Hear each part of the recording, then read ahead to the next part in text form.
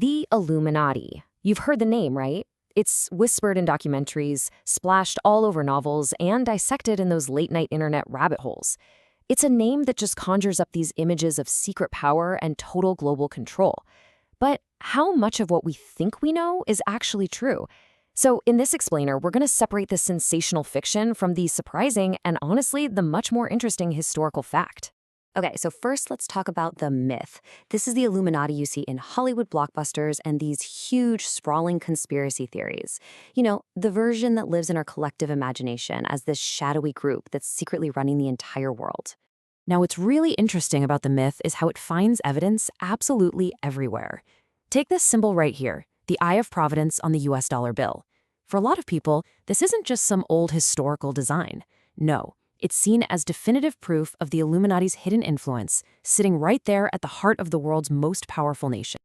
And the story goes way beyond just symbols. The popular belief is that this secret group masterminds everything. We're talking wars, financial crises, all in an effort to bring about a so-called New World Order.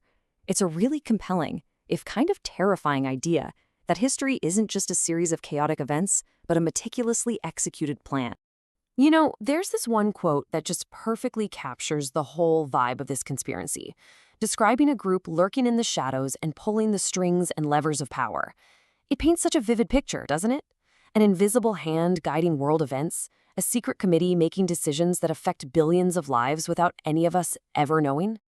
But, and this is the big question, right? Is any of this actually true? It's time to peel back all those layers of myth, because the historical reality is a very, very different story. And I think a far more fascinating one. All right, welcome to the real Illuminati. Forget the secret world domination and ancient bloodlines. We're talking about a group of Enlightenment-era thinkers with a very specific and surprisingly progressive agenda. So the group was officially called the Bavarian Illuminati, and it was founded on May 1st, 1776. And right away, you can see the huge difference between the myth and the reality. They weren't some global network of power brokers. They were a pretty small society of German intellectuals, professors and free thinkers. So what did they actually want to do? The myth says they were after a New World Order. But the reality? Well, their stated goals were to oppose superstition, fight against the abuse of state power, and push back on the church's influence over public life. In their own words, their mission was to put an end to the machinations of the purveyors of injustice. See? They were total children of the Enlightenment, not these architects of a global conspiracy.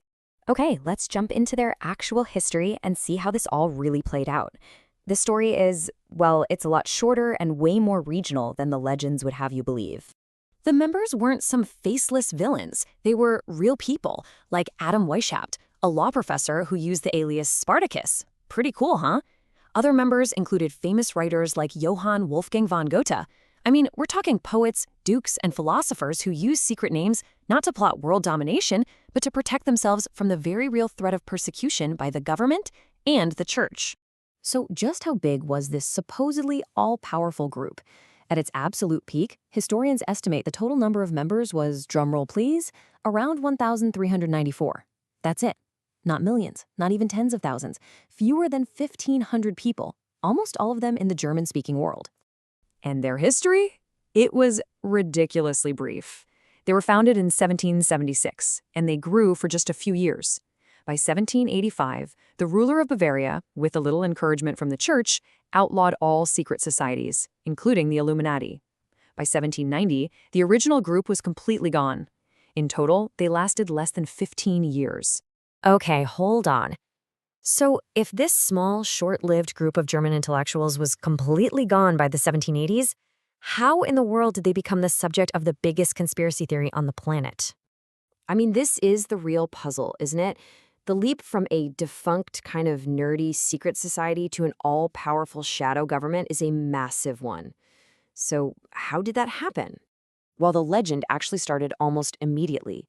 Conservative critics, who were terrified by the French Revolution, started claiming the Illuminati hadn't really disbanded. They accused the group of just going underground and orchestrating the entire revolution. And this idea that a secret group was behind major world events, man, it was a powerful one. From there, it just spread through books and pamphlets and eventually into modern pop culture, getting bigger and more elaborate with every retelling. And what's so wild is that this whole process, taking a historical name or a myth and repurposing it for a modern ideology, it is not unique to the Illuminati. We've actually seen this pattern before. For instance, let's look at the ancient myth of Thule. To the Greeks and Romans, Ultima Thule was basically a metaphor for some distant, mysterious land at the very edge of the known world. It was a place of pure myth and legend. And here we see the exact same pattern play out.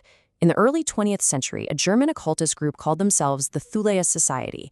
They took the name of this mythical land and completely reimagined it as the ancient homeland of the so-called Aryan race.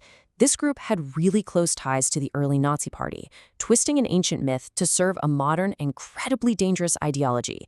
It's just like how the story of the Illuminati was twisted to try and explain a chaotic world. So this all brings us to the final and maybe the most important question of all. Why do these stories stick around? What is the fundamental allure of a secret society pulling all the strings? Well, the world can feel random, chaotic, and frankly, pretty frightening sometimes. A grand conspiracy theory, like the one about the Illuminati, offers a simple, if sinister, explanation. It suggests that there is a plan, that events aren't random, and that someone, somewhere, is in control. It's a way of imposing order on chaos. And that really leaves us with a final thought to chew on. The myth of the Illuminati persists, not because of the evidence, but because of this deep human need it seems to fulfill. So I'll just leave you with this question. Why is the idea of a hidden, evil order sometimes more appealing, maybe even more comforting, than the reality of a world with no one at the helm?